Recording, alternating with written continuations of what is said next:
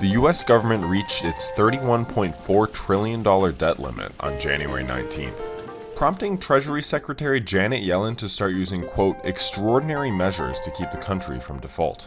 But how much is the U.S. actually spending, and on what?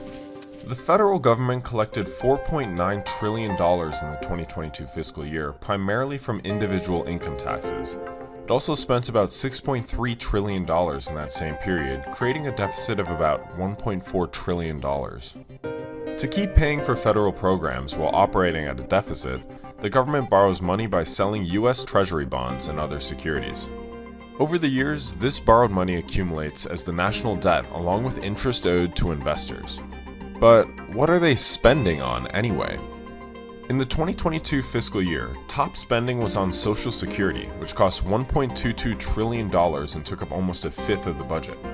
Next was health, which is mostly Medicaid, at $914 billion. Income security, which covers tax credits, unemployment, and food and housing assistance, cost $865 billion. National defense took up 12% of the budget, costing $767 billion, with Medicare taking up roughly the same amount. And spending is likely to grow even more this year, which could have serious consequences.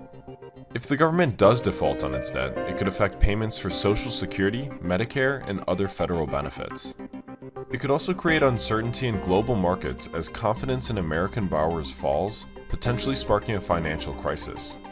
But this is unlikely since Congress has always acted to raise, extend, or revise the debt limit before going into default.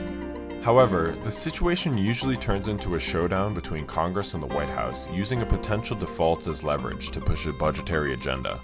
Congress must deal with the debt limit and must do so without conditions. But congressional Republicans are threatening to hold the nation's full faith and credit, a mandate of the Constitution, hostage to their demands to cut Social Security, to cut Medicare, and to cut Medicaid. So this is something that needs to be done, that should be done, and we call on Congress to act.